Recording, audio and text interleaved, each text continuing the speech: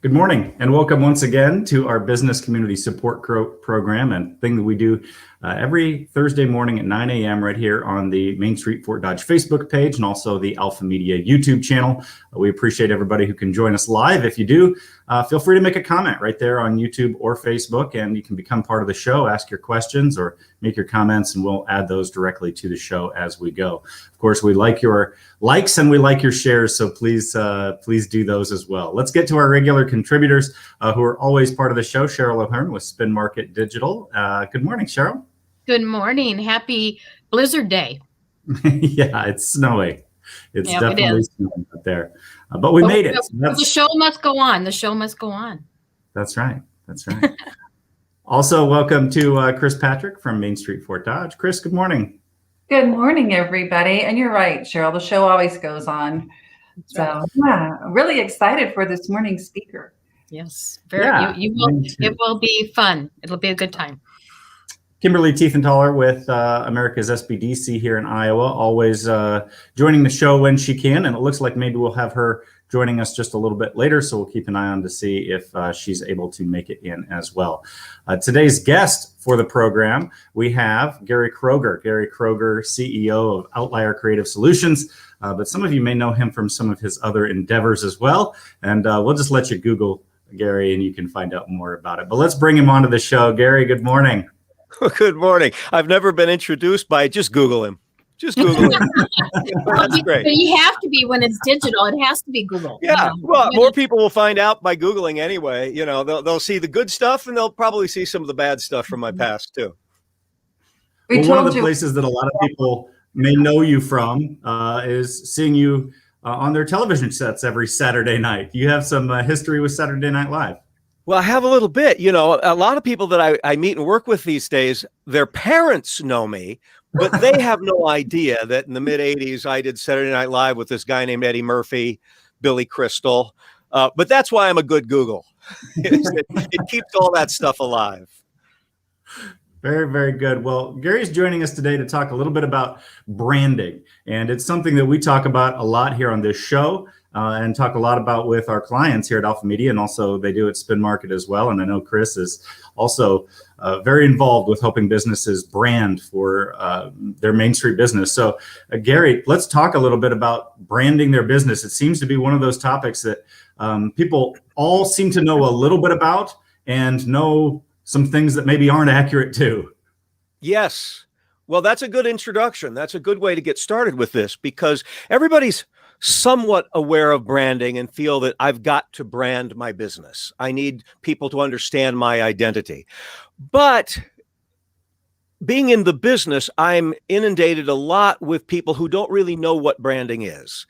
Let me give you a little bit of my background. I did go into show business. I had a 20-year career. Saturday Night Live was part of it. And I want you to understand why I'm involved here.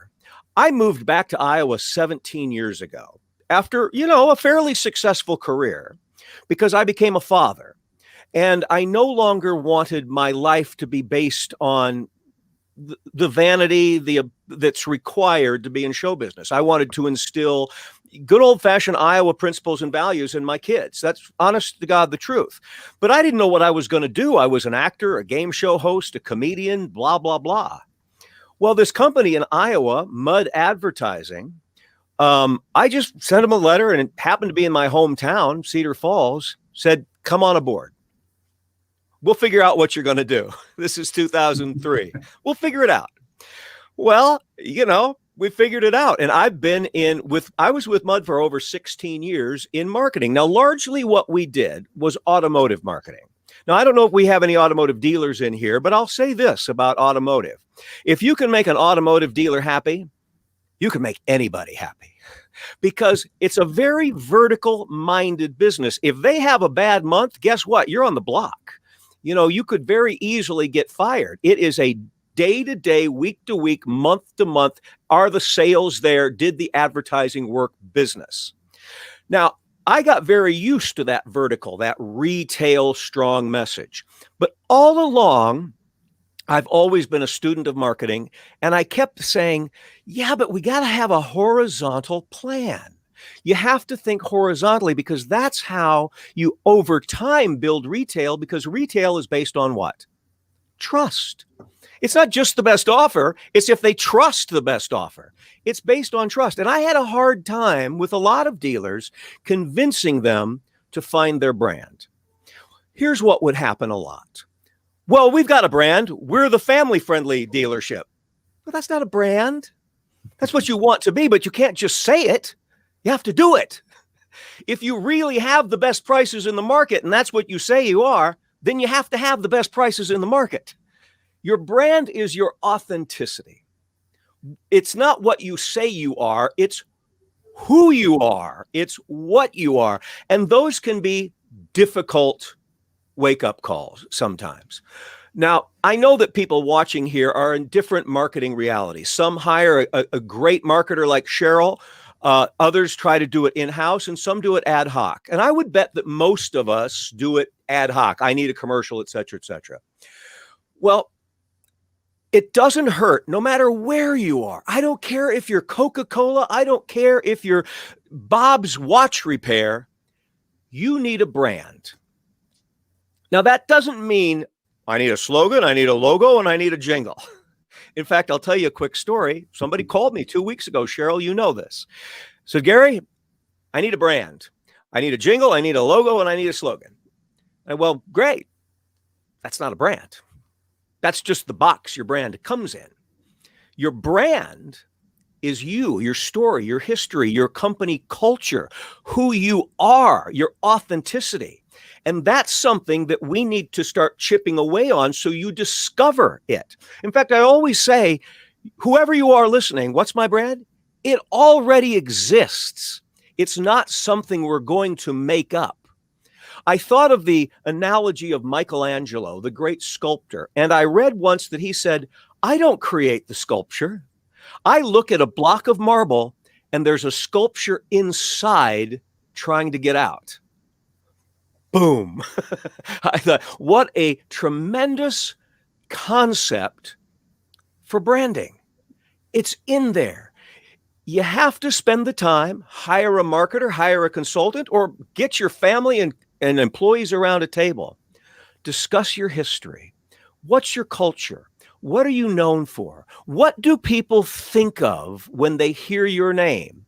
And ultimately, when they hear that jingle, if you do that, or that slogan, or that logo, what do they think of emotionally? What is the emotional connection? Now, that's hard stuff to get around. When I was in show business, every actor has a Q rating. Anybody know what a Q rating is? There's a book that changes constantly of actors' Q ratings. Your Q rating is your quality quotient. It's not only how many people know you, but how many people know you and like you. Everybody can know you, but if they don't like you, you have a low Q rating. For years, the highest Q rating in all of show business was Bill Cosby. Higher, so high that number 2 was a distant second. Bill Cosby was untouchable. People knew him, and you knew him, and you loved him.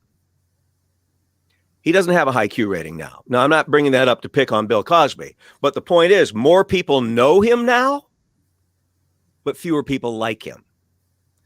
People tend to think of their brand as, oh, they'll see my name, and it's all about getting it out there, getting it out there. Yeah, but really what's important is how do they feel about you?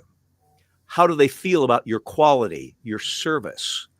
Do they feel that you're a problem solver, that you're someone that if they need your service or product, that you bring into their life, and this is going to be a good experience?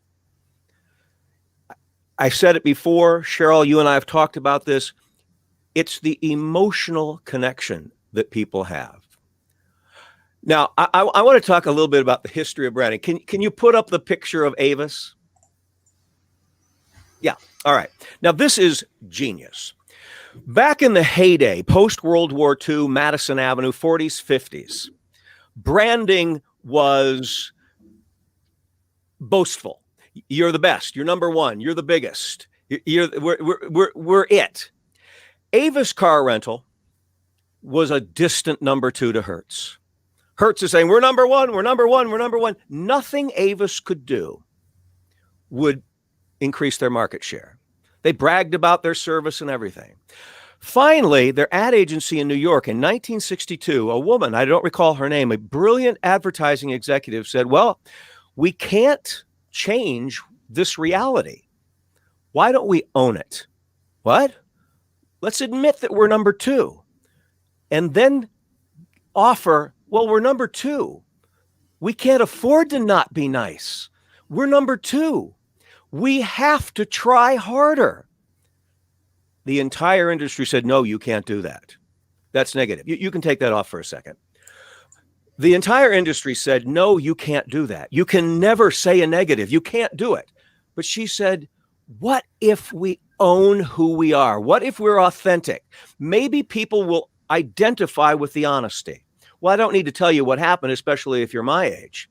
Avis took off. Their market share increased. They literally changed the zeitgeist of advertising, where honesty became the sales tool, the branding tool. Soon to follow were companies like Volkswagen, if you could put that up for a second. And again, I'm an old guy, so I remember these vividly. One of the ads with Volkswagen was just like the one you see, just little Volkswagen. And it said, we're ugly, but we'll get you there. It was a think small. This one over here to the right says, I think it says the slowest fastback in the industry. It owned its reality. Guess what? Blew up, took off. It continued. Even the comedic things like Joe Settlemeyer in Chicago created the Where's the Beef with Clara Peller. Where's the beef? Well, that was funny because she was calling out the competition. Where's the beef? Where's the beef? It doesn't exist. The entire dynamic was changed to understand honesty. Now, as happens every 10, 12 years, there are seismic shifts. Everything becomes too much, too much. Hearst is going, we can't do anything about this. Wait a second. We are number one. Let's explain why. So Hertz got back to their identity going, we're number one for a reason. And again, things changed and we've seen for the past 20 years, J.D. Power, number one. We've seen all of the plaudits and all the accolades that companies give. That became the new trend. Certainly when I got into the advertising industry 17 years ago, that was the trend. But now what's happened in the last 7-8 years, and particularly in the last 2 years, we are all online. We have myriad resources to check everybody. Oh, you're number one? Well, we'll find out about that. Everything is cross-checked, cross-referenced. So what do we do? Well, it comes back to the very same elements. Be truthful. Be authentic. This is an information era, and this is now the relationship era. More than ever before, that relationship connection that you have with your I don't care if you're a bike store, I don't care if you're a dry cleaner, I don't care if you're Campbell's Soup. It's that relationship that you can draw with the customers when they see your commercial, when they see your print, when they hear your slogan, when they see your logo. Major brands are a great way to look at what all the trends could be. Coca-Cola. Coca-Cola started out with, this is it. The real thing. The real thing. How much more authentic can you be than saying you're the real thing? Well, guess what? They've also changed their slogan over the years. I'd like to buy the world of Coke. Well, that's because you can change your slogan. They're not changing their brand. Both of those slogans are riffing off, we're the authentic, originator, cool thing. Everybody wants to identify with, yeah, we're in first place. We're number one. We're the real thing. We're so real, I want to buy the world of Coke. McDonald's looked at the same formula. They changed their slogan, but still, logo's the same. The brand is the same with McDonald's. We're here for you. You deserve a break. You deserve a break. You know what? Have it your way, not his way, your way. It's riffing on the same concept of we're not elegant, we're fast, we do it your way. Genius, absolutely genius. Nike is the best modern example. Nike, short, goddess of victory. If you look into Nike, goddess of victory. What better concept for fast running shoes? Goddess of victory. A swoosh. Just the movement, the simplicity says movement. A slogan, just do it. I mean, how much more personal can you get than, you know what? Stop horsing around, take the risk, trust yourself, just do it with the goddess of victory. I mean, that's why those slogans work. So what I want to suggest to you is that we take it all the way down. The principles don't change. I don't know who's watching, but these are things that we can talk about, or you can just take these elements and sit down and talk about what is authentic. I'd love to point out a store that's, look, I know Ragbri is coming through. There's probably a bike store. What do we have?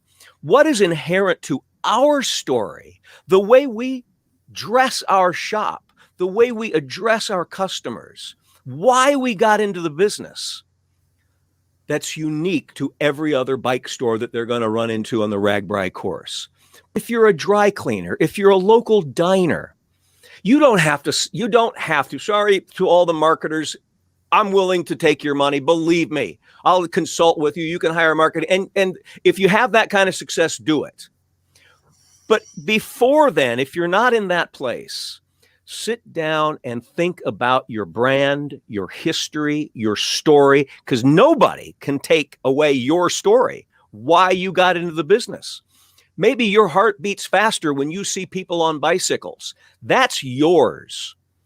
And it's possible to come up with that branding statement, that defining concept that then can lead to a slogan that's authentic, a symbol, a logo that remains consistent. I also like to point out, the only people who get tired of a good brand are the people that own the business. Customers love familiarity. And there's a reason companies like Campbell Soup have been good for 88 years, because it works. And they haven't changed the cursive style from 1870 either, because people feel comfortable with it. In conclusion, and maybe there's some questions, that's all it is. That's all it is. It seems so complicated and so expensive, but it's just a personal relationship with your customer. They want integrity. They want honesty. And if you say you're the family-friendly dry cleaners, then you better doggone well be the family-friendly dry cleaners. You're put to the test every time somebody picks up the phone, types in your email, anytime they walk into your store. You are being put to the test for everything you said your brand was. And the successful ones deliver every time. Consistency, familiarity, and trust. I don't know if I went on long enough or too short, but that's all I have to say, unless there's questions. Well, it's great, Gary, but I'm just so enjoying what you're talking about. One of the things that you got into that I just enjoy so much is that you can spend a lot of time thinking about what you want your brand to be. You can discover what your brand is. But if you never make a connection that's emotional in some way, you really haven't done the job. Correct. And I'm of this feeling, and this is one of the reasons to consider hiring a consultant, just to consider, because they're going to help you with something that's very difficult. I've been in these meetings with companies that are looking for a brand. It's like choosing baby names. Nobody's ever happy with the same thing. It's really tough to say, that's it. That's it. Often it takes a professional to go into the room to say, this is why it's good. And let me tell you why this is good and why this is better than the others. Now, sometimes you can do that yourself. Sometimes the goosebumps just come. It's like the clouds opened up and it's all there. Sometimes it's like deciding between Sophie and Sophia, and you just can't get the family on the page. But once you do, commit. I turn down my own work. Somebody will say, hey, we need a new slogan. We need a new jingle. We need a new logo. And I'll look at what they're doing and go, this is really good. If this is what you are, this is really good. Don't change it. Oh, well, we're tired of it and our sales are a little bit down. Well, they're not down because people recognize your logo. They're down perhaps because you're not living up to your logo. I mean, stick with it. My son's been named Christopher for 21 years and he will continue to be named Christopher. And now he is Christopher. So think of it the same way. Own it. It's your family. It's your heart. It's the blood that pumps through your life, your business. It really is. Own it. Many times I think people create a slogan that it sounds good. Maybe it is good. But the question is, are you that thing? And I think that's something that maybe you have to do in your business is go through and you say, okay, you claim to be this thing, but how are you that thing? What are the things that you are doing that make you that thing? Couldn't have said it better. And again, I'm not picking on the car industry, but I knew it for 16 years. Very common in the car industry because it's competitive and everybody's fighting for share every day. So they'd come up with slogans. Again, I always use, we'll treat you like family. A dealer you can trust. Great. Can I? Is that going to be literally 99.9% of the experiences that people come in? Am I going to feel like part of your family? If so, awesome. Awesome. And if so, you know what? Don't change the slogan. Change the way you're doing it. Become who you want to be. Who you are. I don't think anybody goes into business with, sure, we want to make money. We'd love to retire to an island. You know what? Every one of us who goes into business is offering a service to help people solve problems. That's what your business is. It's to help people through their day, their life, with their children. It's to help people maintain their house, their investments. It's to help people grow. That's why we're in business. Now, maybe that sounds way too altruistic and there's a few, but I'm just in it for the money. Well, you know what? Even if you are, you're only successful if you're providing a service that people can trust and they go to. So there's no reason not to let one side feed the other. Become the best business you can be. Then it's just fun to run with your brand. Very, very few businesses get to be a true monopoly in their market. And so most of us are just fighting for market share. And it's very difficult to think about trying to grow the market. That's not likely what most of us can do. We can simply fight for our market share. What you pointed out with Avis and Hertz is an interesting piece because they owned where they were in their market share. And to be able to look at that, and most people wouldn't be able to admit we're second. How do you get somebody to just admit where they are in real life? Well, that's just it, because it's very hard to admit your flaws. Flaws, the general thinking, even in politics, is don't admit where you don't know what you're talking about. Just talk about what you talk. You know what? It's stay positive. Yes, I get it. I'm not saying let's think of all of our flaws and exploit them. But there are things that you can't move at the time. Own who you are. I had a dealer in, I don't remember, Missouri, and they didn't have the budget to do commercials, but their competition was. Their competition had spokespeople. And I said, hey, you know what? Let's bring out a cardboard cutout of a spokesperson, set them in front of a car and say, hey, we're kind of new in the car business. We can't afford a spokesperson, but we got this thing that looks like one, and what they'd probably be telling you is this. Well, guess what happened in the market? Everybody started talking about, hey, that's cute. Hey, they admitted. They didn't come out and say, we're number one, we're going to beat the competition. They came out and said who they were. Now, did it move the needle? A little bit, yeah. But the concept to own who you, be authentic. Be authentic. I don't know how to say that. Be authentic, because the authenticity will find a positive spin. I mean, Avis didn't say, hey, we're number 2 because we're kind of crappy. They said, we're number 2 and we're going to try harder for you because we have to. They told an honest, positive statement based on a reality of authenticity. So I'm not saying find a negative aspect. I'm saying be authentic. Find out who. Every company has a story.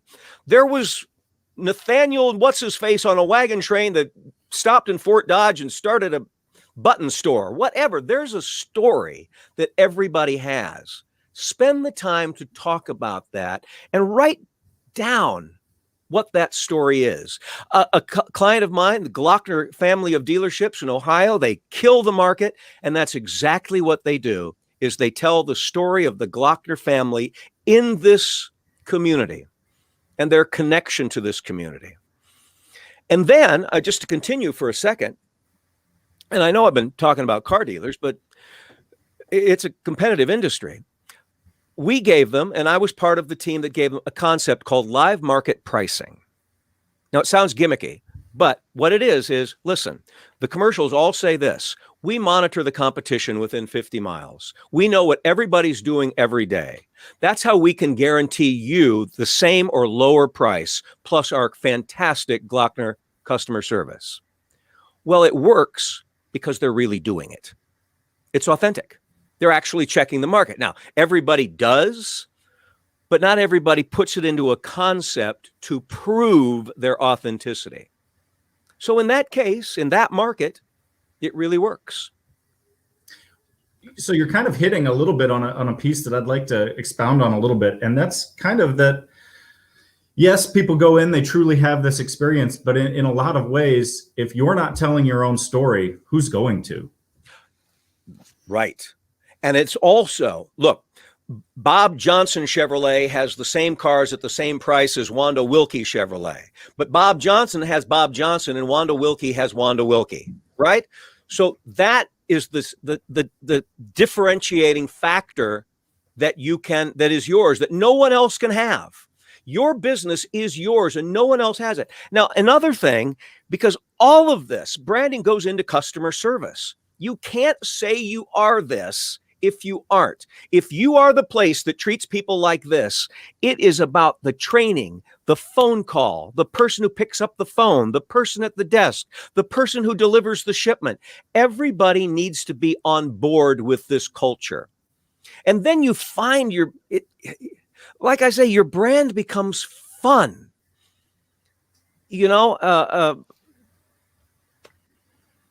Yeah, I mean, that's it. I love doing this. I simply love doing it. I wish I could get my hands on everybody just to have the coffee or a beer and let's talk about what makes you different. Yeah. Why you do this. It really is fun when you get the opportunity to dig into somebody's business and ask them the questions and learn about things that they may be new, but haven't talked about in years, why they began their business, the history behind their business. And that's really where you can find some of these gems. Kathy from Facebook is asking us how this is applied to a governmental entity. So, maybe that's a treasurer's office or the DMV, right? How do they apply some of these principles? Well, that's a good question, because I think most of us have had experiences with government offices and even the DMV where they're processing so many people and so they're so used to the same complaints. Personally, I think that every business, every government entity, everything needs to take training in customer service and leadership. Everybody needs to be empowered. I think people only get short-tempered when they don't have the authority, perhaps, to take care of a problem. This sounds ridiculous, but I would go into the local DMV if the administrator there said we need to change the perception of the DMV, and I'd say, hey, folks, okay, post-COVID, let's all get together in a room. I'm going to show you the principles of Disneyland. Because you know what? The guy or the woman on the Jungle Cruise, the family comes in and they go off and they come in and they go off, ask the same questions. Where's the castle? Where's Mickey? Where's the castle? What time's the 3:00 parade? Same questions over and over and over. Well, a lot of people in customer service go, the castle's over there.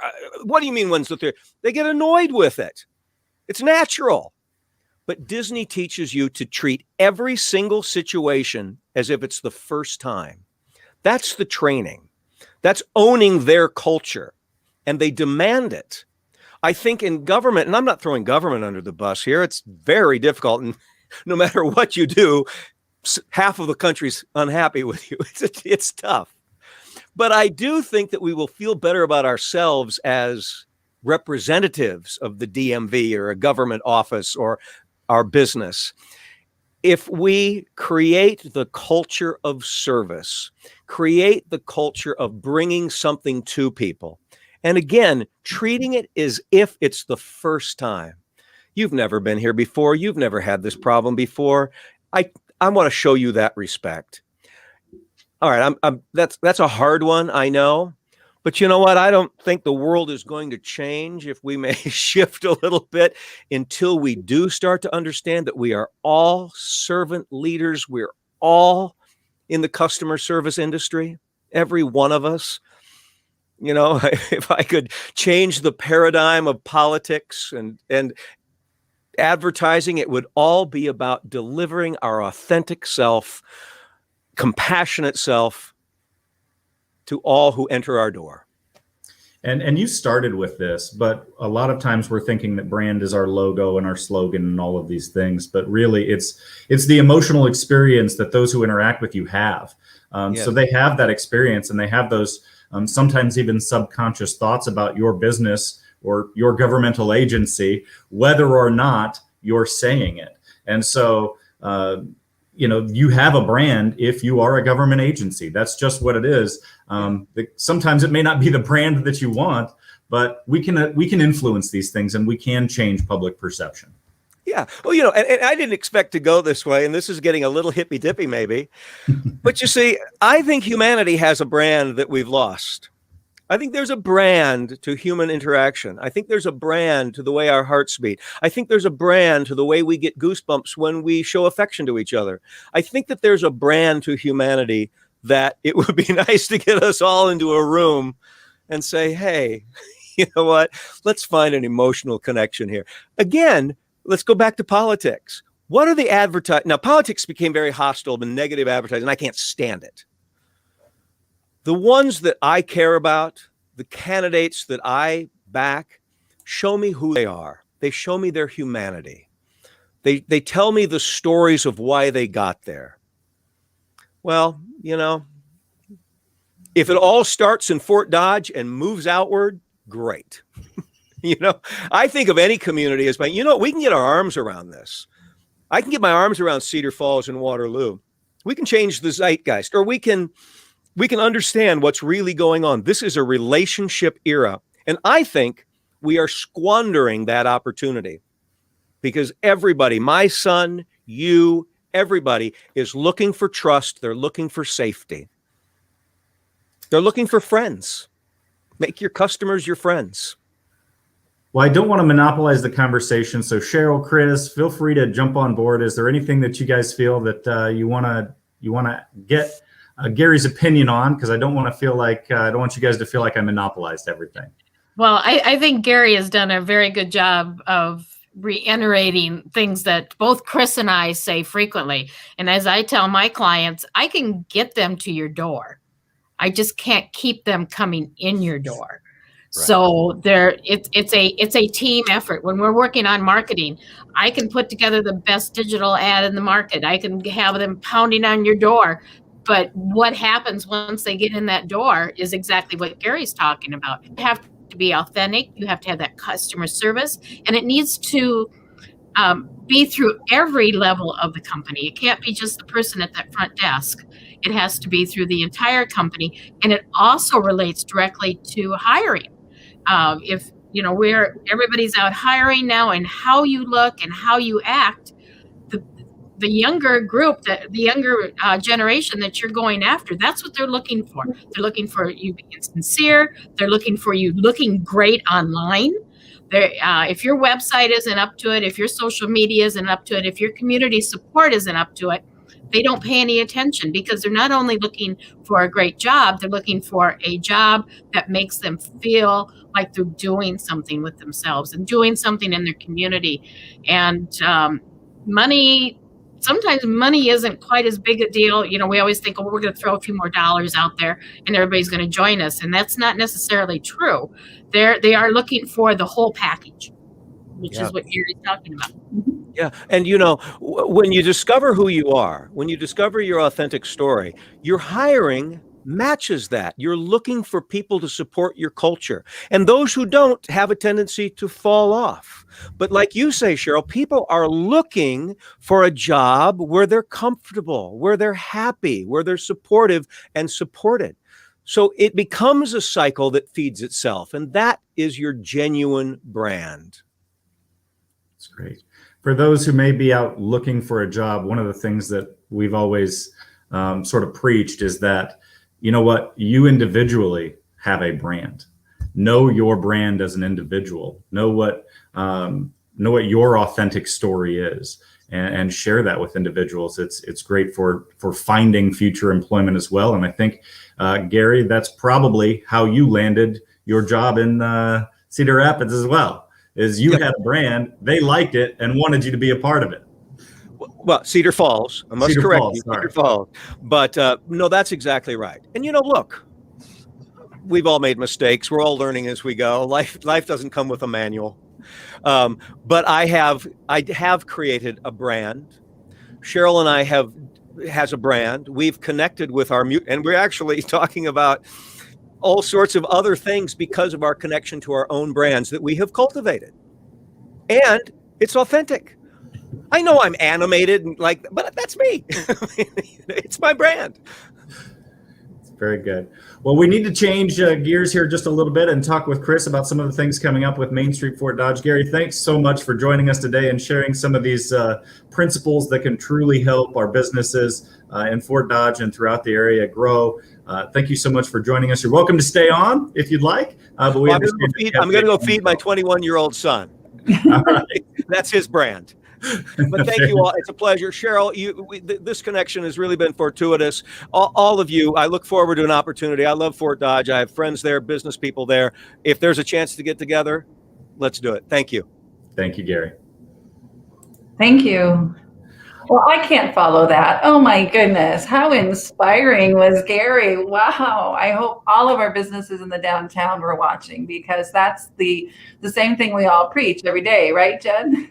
I mean, I think it's something that we talk about every day, but at the same time, man, doesn't Gary put a spin on it that just makes you open your eyes, even for those of us who have heard it, and even those of us who have taught it, to get it presented in the way that Gary does is sure inspiring and uplifting.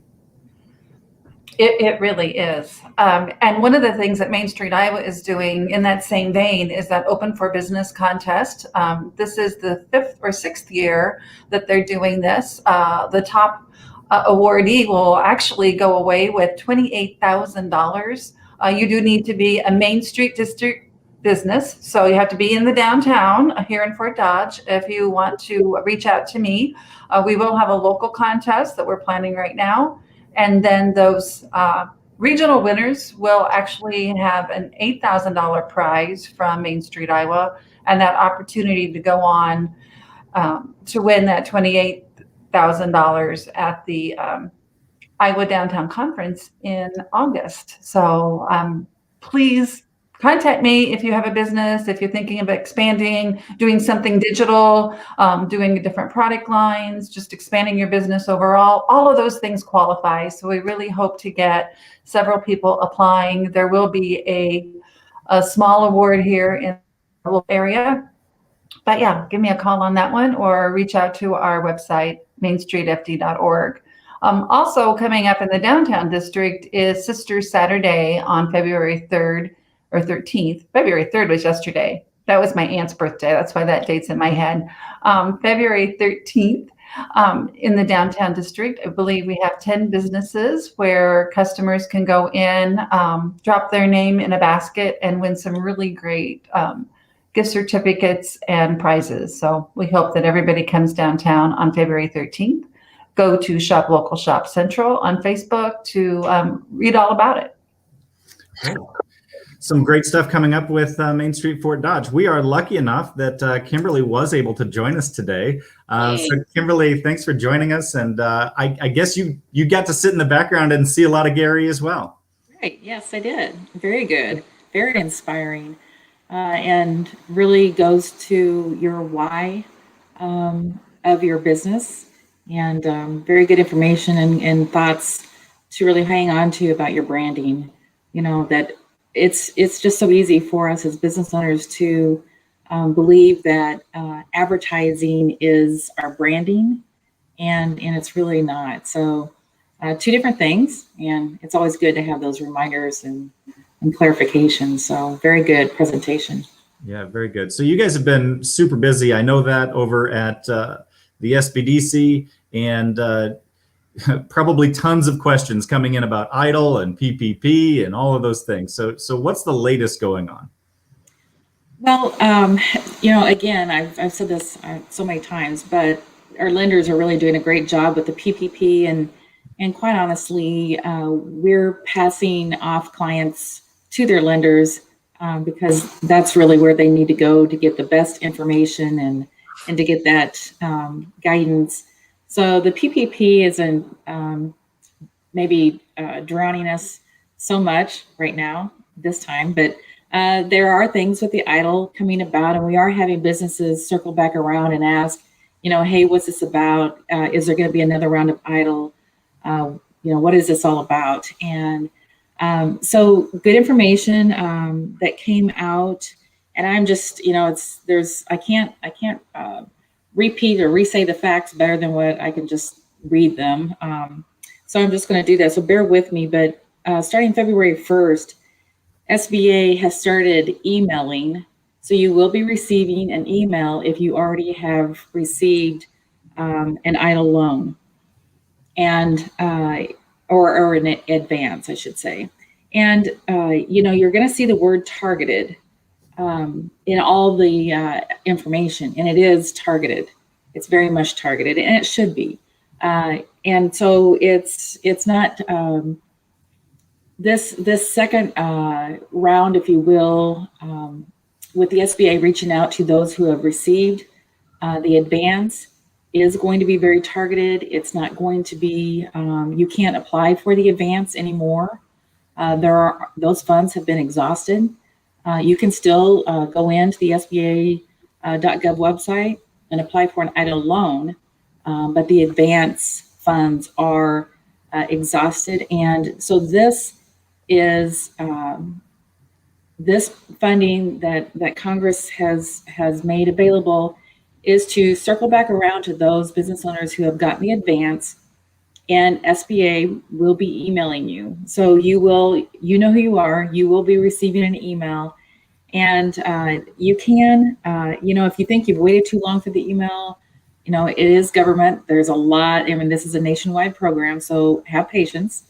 But there is a direct email at targetedadvance@sba.gov. So targetedadvance@sba.gov if you would like to ask questions or so forth. But there are two eligible groups. So people who received less than $10,000 the last time and are in a low income community. So that's the first targeted group. The second targeted group is people who applied last year but didn't receive anything due to the lack of funding and are in a low income community. So to kind of figure out what is a low income community, and am I in one of those? Go ahead and feel free to reach out to the SBDC, and we'll help you walk through that. But again, it is very targeted. And so some of the other things, you do have to be able to show that you have a decrease in revenue. Again, so they are targeting that. And you also can take steps right now to prepare for that information. You're going to have to be submitting information. So do have your 2019 federal tax returns done, and be working on those 2020s as well. So, it's good news. So if you receive $2,000 in your advance, there is a possibility, if you qualify, that you're going to be getting that remaining up to the 10,000, so another $8,000. So for a lot of businesses who are suffering and are in the low income communities and are one of those targeted businesses, it's certainly good news. And I kind of appreciate the government doing this targeted piece because the funds will really get to those who need it, and they'll go much further this way. So I think that's the way it should be. Well, and this time around, I mean, I understand the way it was done the first go around because it was about speed and getting dollars into people's hands quickly. But there were a lot of individuals who, as you point out, were declined or simply didn't move fast enough, and the money was gone. So this really does target those individuals who maybe weren't taken care of on the first go around. Right, exactly. So hang tight. Again, there will be an email coming. It's going to take a little time. So we all, as always, we have to have patience. But the good news is it is targeted, and they really are looking at those who have had a decrease in revenue and have suffered through this time period more so than others. Great. Well, as we take a look at this week's show, another great show that we've had. Gary was such a great guest. It was great to have him on talking about branding. We've had a couple people in the comments ask if we're able to make this a shareable post. And I believe, Cheryl, you would know better than I, but as we wrap this up, people will certainly be able to share this and make this available to their friends and family and anybody who they feel may want to be able to see this later on. You bet. They can go, of course, to the Main Street page on it, and just that little thing that says share, click it and share it out there and let people know about it. If you still have questions and want us to get them to Gary, just message us as well under Main Street Fort Dodge in their Facebook page, and Chris and I will make sure that Gary gets that information or make that connection or whatever we need to do, because he brought up a lot of great ideas of how we can help you as a business, help Fort Dodge. And if we got RAGBRAI coming this summer and have a lot of riders coming into town, this is the time for us to think about what kind of brand we're going to show out there and get all the businesses on board. Yeah, July 26th, I believe, is the overnight here in Fort Dodge. So it's going to be here before we know it. Exactly. But and if you need digital help, come call me. I'll help you. Great.